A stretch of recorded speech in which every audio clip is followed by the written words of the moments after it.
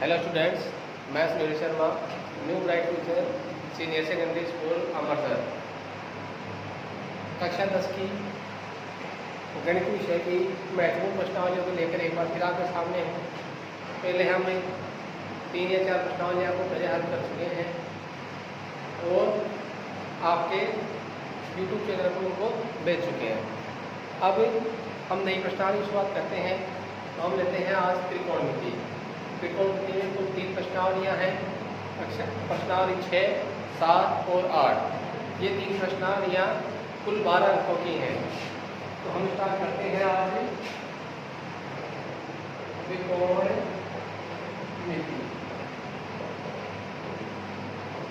जैसा कि आप सभी जानते हैं, तो एक अर्थ होता है 3, फिर आगे दे रखा है कोण। त्रिकोण मतलब हो गया 3 कोण की मिति, अर्थात ऐसे आकृति जिसमें 3 कोण हो। तो 3 कोण हमेशा त्रिभुज होते हैं। तो हम त्रिकोणमिति को जब भी हल करेंगे तो केवल बात त्रिभुज की होगी। त्रिभुज कोण के आधार पर 3 प्रकार के होते हैं। सबसे पहला होता है न्यूनकोण त्रिभुज, दूसरा होता है समकोण त्रिभुज और तीसरा होता है अधिकोण त्रिभुज। तो त्रिकोणमिति केवल और केवल समकोण त्रिभुज पर आधारित होती है। जैसा कि हम जानते हैं, समकोण त्रिभुज में एक कोण 90 डिग्री का होता है और शेष 2 कोण न्यूनकोण होते हैं। जैसे ए बी सी, यह आपके सामने कोई एक समकोण त्रिभुज है। समकोण त्रिभुज में 90 डिग्री के ठीक सामने की भुजा कर्ण होती है और शेष 2 भुजाओं में एक भुजा आधार और एक भुजा लंब होती है। फिलहाल हम इसको आधार मान लेते हैं और यहाँ पर लंब मान लेते हैं। वैसे लंब और आधार की भी पहचान दिए गए कोण के अनुसार की जाती है, पर वो आगे क्वेश्चन में हल कर लेंगे। तो यहाँ पर आपकी 3 भुजाएं हैं, कर्ण है, आधार है और आपका लंब है। इन तीनों भुजाओं में यदि दोनों भुजाओं का अनुपात निकाले जाए तो हम उन्हें कहते हैं त्रिकोणमितीय अनुपात। और ये त्रिकोणमितीय अनुपात यानी समकोण की भुजाओं के अनुपात कुल 6 प्रकार से हो सकते हैं। तो इनके 6 नाम होते हैं। सबसे पहले हम बात करते हैं इन नामों की। तो त्रिकोणमिति के लिए आपको ये 6 नाम याद करने हैं। त्रिकोणमितीय अनुपात बात करते हैं हम त्रिकोणमितीय अनुपातों की। तो ये कुल 6 होते हैं। सबसे पहला होता है इसमें साइन थीटा, फिर क्या होता है cos theta, tan theta, cot theta, sec theta और कोसेक थीटा। तो त्रिकोणमितीय अनुपातों में कुल 6 मान होते हैं, sine, cos, tan, cot, sec और कोसेक। आपको इन 6 नामों को इसी क्रम में याद करना है। इन 6 में से 3 मुख्य होते हैं। शुरू के 3 साइन कोस के मुख्य अनुपात है और शेष बचे 3 अनुपात ये ऊपर के दिए गए 3 अनुपातों के व्युत्क्रम होते हैं। तो सबसे पहले बात करते हैं हम साइन थीटा की। तो साइन थीटा का होता है लंब बटे में कर्ण। हम बात करें इनके सूत्र की, तो इसका सूत्र होता है लाल बटे में कक्का। लाल बटे में कक्का। एल का मतलब है लंब, ए का मतलब है आधार, ए का मतलब है कर्ण। तो यहाँ पर लाल बटे कक्का इन 6 अनुपातों के लिए सूत्र होता है। सबसे पहले हम बात करें तो पहला जो मान है वो साइन के लिए होता है।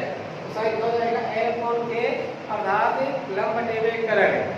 दूसरा मान कोस के लिए होता है और तीसरा मान टेन के लिए होता है। तो कोस का सूत्र हो जाएगा A बटे में K और टेन का हो जाएगा L बटे में A। अब 3 मुख्य अनुपातों को हमने लिख लिया है। शेष 3 अनुपात बचने के लिए मुख्य 3 अनुपातों के व्युत्क्रम होते हैं, यानी इनके उल्टे होते हैं। तो हमें सीखना है कौन किसका व्युत्क्रम होता है। तो सबसे पहले हम बात करें साइन और कोसेक, यानी पहला छठे के व्युत्क्रम होता है। तो साइन का व्युत्क्रम होता है कोसेक और कोसेक का व्युत्क्रम होता है साइन। इसी प्रकार कोस का व्युत्क्रम होता है सेक और सेक का व्युत्क्रम होता है कोस। फिर टेन का व्युत्क्रम होता है कोट और कोट का व्युत्क्रम होता है टेन। तो हमें कोट का मान लिखना है तो इनका लंब बटे आधार है, हो जाएगा आधार बटे लंब। सेकंड लिखना है तो cos को उल्टा कर देंगे, हो जाएगा k/a। इसी बार कोसेकंड लिखना है तो sin को उल्टा कर देंगे, तो आएगा k/l। इस प्रकार से भुजाओं के अनुपातों की सहायता से हम इन छह अनुपातों को ज्ञात कर सकते हैं। अब बात करते हैं प्रश्नावली 6 की। प्रश्नावली 6 में आपको एक सारणी दे रखी है और सारणी से संबंधित कोण दे रखे हैं। उन कोणों के द्वारा आपको प्रश्नावली को हल करना है। तो सबसे पहला काम होता है सारणी को बनाना। तो हम सबसे पहले सीखते हैं सारणी किस प्रकार से बनाई जाती है।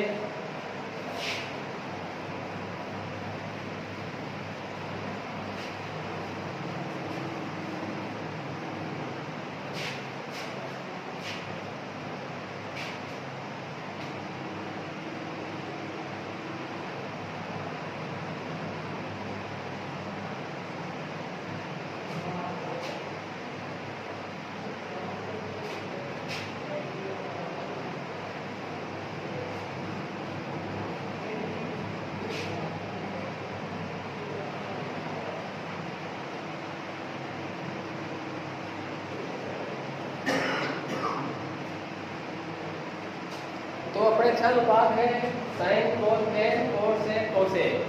सारणी में कुल 5 कोण दिए होते हैं। ये कोण है 0, 30, 45, 60 और 90। 0, 30, 45, 60 और 90 ये कुल 5 कोण है। इन 5 कोणों के लिए एक सारणी का निर्माण करना है। सारणी एक तरीका तो ये है कि हम इसको याद कर सकते हैं। अब याद करना कई बार कठिन हो जाता है, तो हम इसको बनाना सीखते हैं। तो बनाना कैसे सीखेंगे इसको, कि सबसे पहले आपको 0 से 4 तक गिनती लिखनी है। तो यहाँ गिनती है 0 से 4 तक, 0, 1, 2, 3 और 4। फिर प्रत्येक अंक में हम 4 का भाग देंगे। प्रत्येक अंक में हमें भाग देना है 4 का। तो 0 भाग देंगे 4 का, तो आएगा 0। 1 में भाग देंगे 4 का, तो आएगा 1/4। भागाकार इनको बटे में लिखना है। अब 2 में भाग देंगे 4 का, तो आएगा 2/4।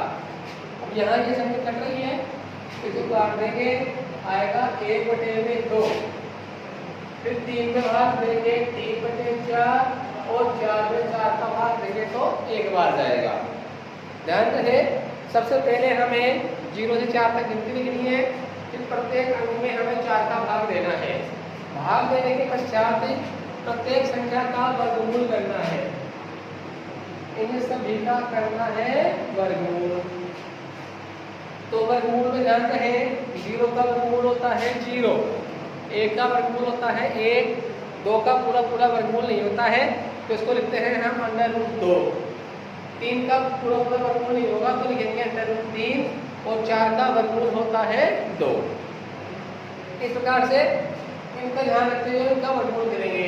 तो यहाँ वर्गमूल करना है तो 0 का वर्गमूल हो जाएगा 0। भिन्न संख्या का जब भी वर्गमूल होता है तो अंश और हर अलग अलग वर्गमूल होता है। तो 1 का वर्गमूल करेंगे 1, 4 का वर्गमूल करेंगे 2। 1 का वर्गमूल करेंगे 1, 2 का होगा नहीं तो 1/2 हो जाएगा। 3 का होगा नहीं तो √3 और 4 का 2 हो जाएगा, तो 1 का वर्गमूल हो जाएगा 1।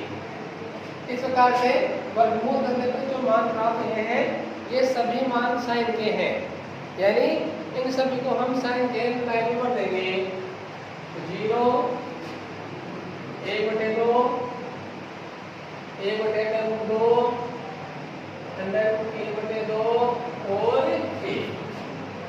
इस प्रकार से हमारे साइन के सभी मान आ गए हैं। तो साइन के मान देंगे आप, साइन 0 का मान होगा 0, साइन 30 का मान होगा 1/2, साइन 45 का मान होगा 1/2। इसी प्रकार हमें कोस के मान लिखने हैं। तो यदि हम इनको लेफ्ट से राइट की ओर लिखते हैं तो ये सभी मान होते हैं साइन के। अगर हम इनको राइट से लेफ्ट की ओर लिखना स्टार्ट कर दें तो ये सभी मान हो जाएंगे कोस के।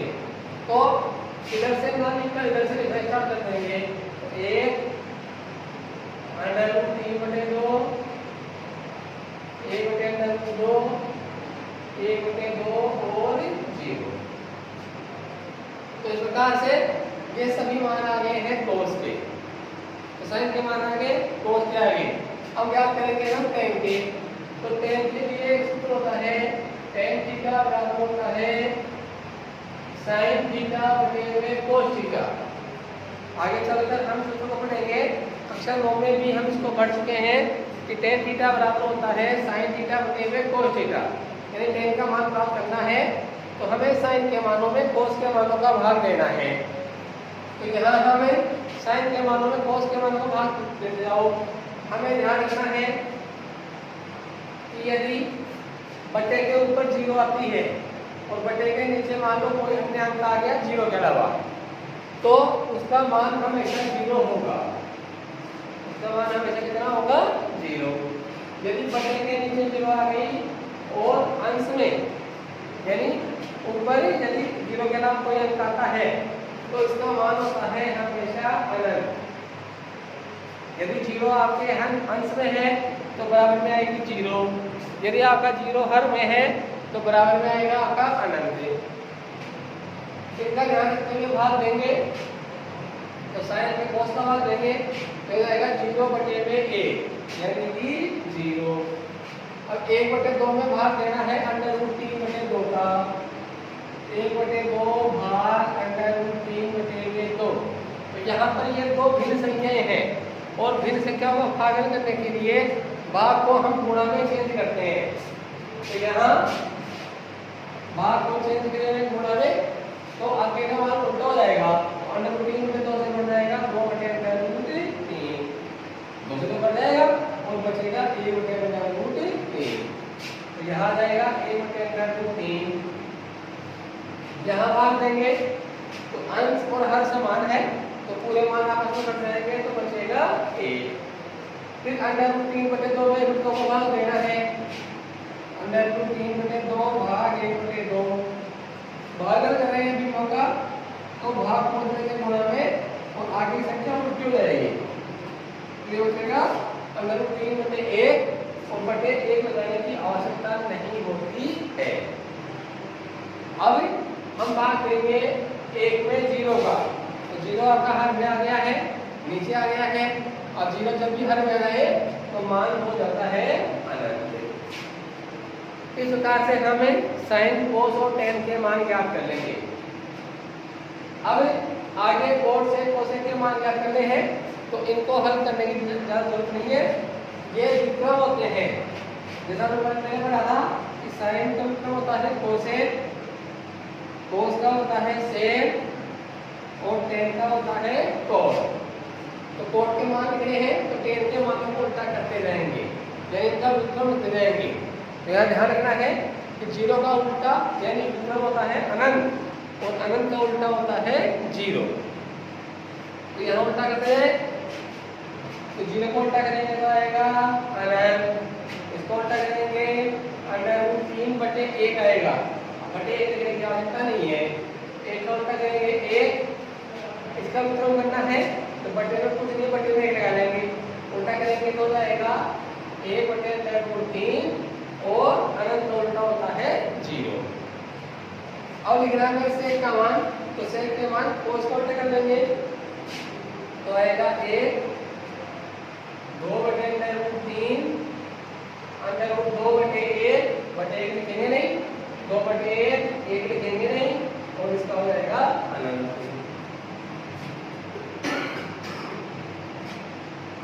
कोसेक का लिखना है तो साइन को उल्टा कर देंगे अनंत 2 अंडर रूट 2 बटे अंडर रूट 3 और 1।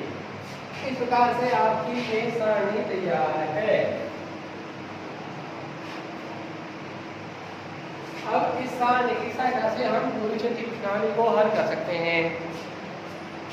तो छठी प्रश्नावली में सारणी और सारणी से संबंधित मान है, आपको केवल और केवल यहाँ पर संख्याओं के जोड़ बाकी गुणाकार करने हैं। तो लगभग सवाल होगा आपको भिन्न संख्या आएगी तो भिन्न होगा, जोड़ और बाकी करने के लिए हम लघुत्तम लेकर करते हैं और गुणा और भाग हम डायरेक्ट करते हैं। अब जोड़ बाकी में यहाँ पर कुछ अंडरूट की संख्याओं के जोड़ बाकी भी आएंगे। तो सबसे पहले हमें सीखना है कि अंडरूट की संख्या यदि आ जाए तो उनका जोड़ और बाकी कैसे किया जाता है। क्योंकि गुणा और भाग पर कहीं कोई प्रतिबंध नहीं है, गुणा और भाग हमेशा डायरेक्ट होते हैं, केवल और केवल हमें जोड़ और बाकी को सीखना है।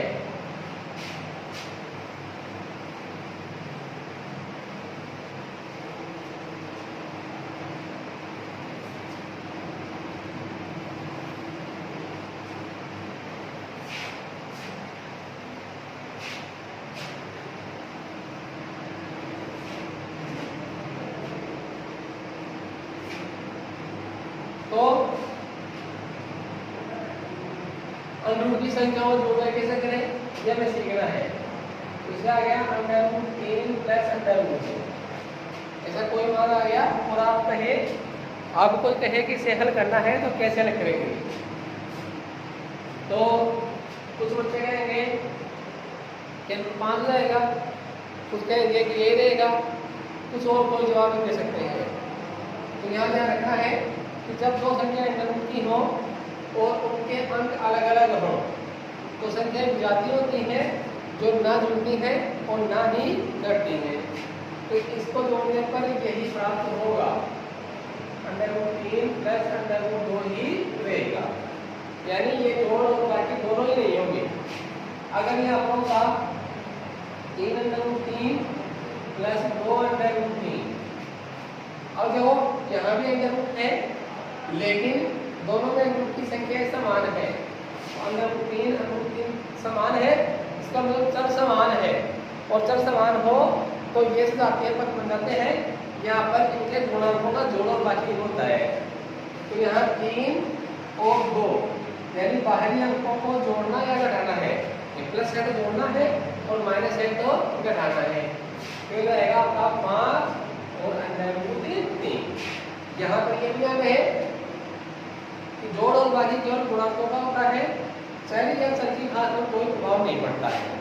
यानी अंडर रूट 3 अंदर था, अंडर रूट 3 ही रहेगा या अंडर रूट 6 नहीं होगा।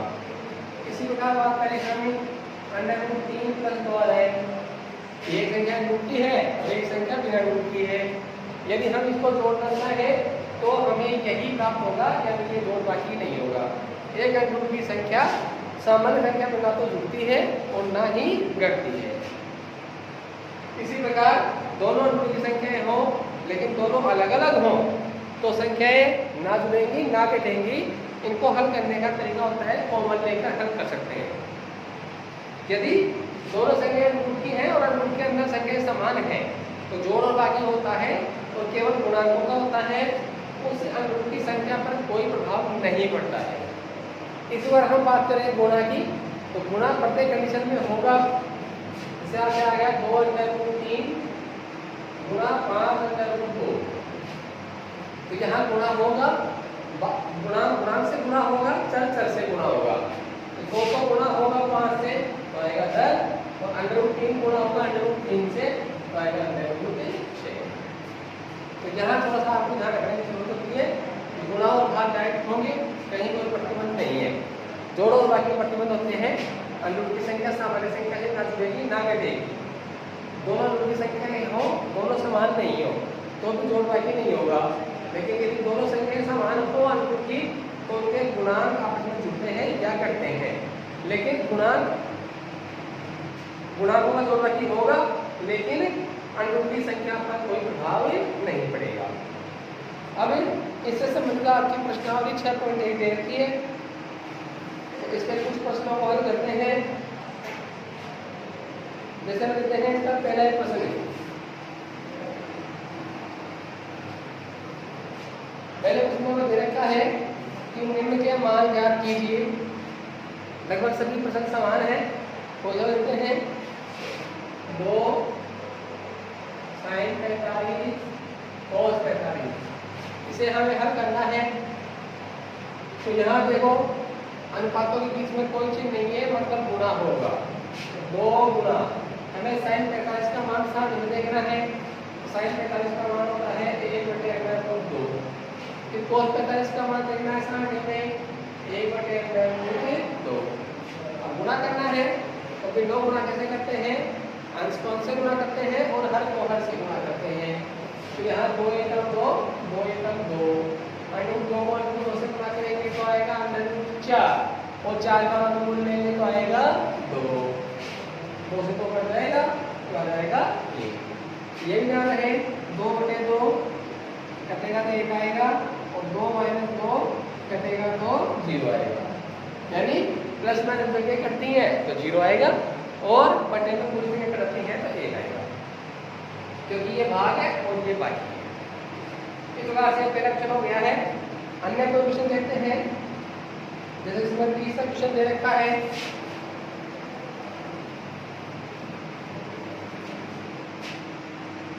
तीसरा दे रखा है sin square 30 plus 2 cos square 45 और प्लस 3 tan स्क्वायर 7। सबसे पहले साइन इसे मान को बढ़ना है तो sin 30 का मान यहाँ स्क्वायर लगा हुआ है तो यहाँ ध्यान रखना है कि ये स्क्वायर साइन पर है, साइन 30 पर नहीं है। यानी ये क्वार्टर स्क्वायर नहीं होता है, ये अनुपात में होता है।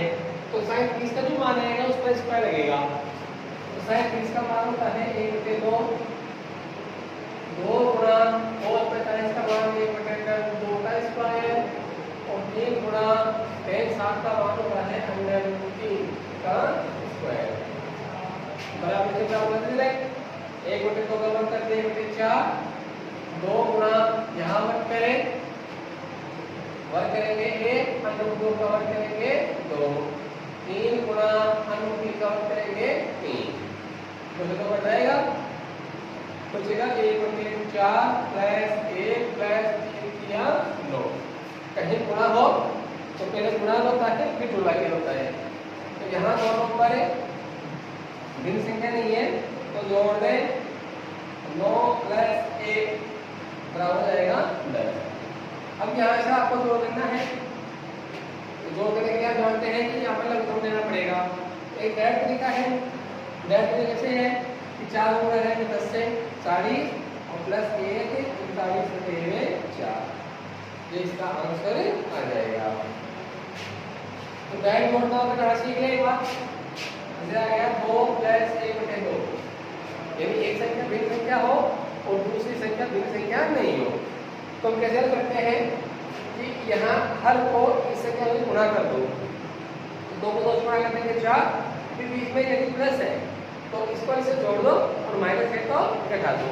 तो यहाँ आएगा 2 × 4 प्लस 1 बराबर 5/2। इसी प्रकार ये माइनस होता तो करते 2 × 4 फिर 4 - 1 बचेगा 3/2। इसी प्रकार से 3/4 प्लस 5 है तो यहाँ 4 × 5 = 20 और 20 प्लस 3 कितना हो जाएगा 23/4। अगर आ गया 3/4 माइनस 5, अब देखें 4 × 5 = 20 तो ऊपर इक्वेशन क्या बन रही है 3 - 20। ऊपर इक्वेशन क्या बनेगी यहाँ पर 3 - 20। अब 3 - 20 को करेंगे तो आएगा -17/4। इस प्रकार से यदि एक संख्या भिन्न हो और एक संख्या भिन्न नहीं हो तो हम इनको डायरेक्ट ऐसे हल कर सकते हैं। तो इस प्रकार से 1 से लेकर 10 तक इसी प्रकार के कुछ क्वेश्चन आपको दे रखे हैं। तो आपको एक एक करके इन क्वेश्चनों को हल करना है और हल करने के बाद यदि कोई क्वेश्चन आपको समझ में नहीं आता है तो आपको कमेंट बॉक्स में लिख देना है। जो भी आपकी समस्या होगी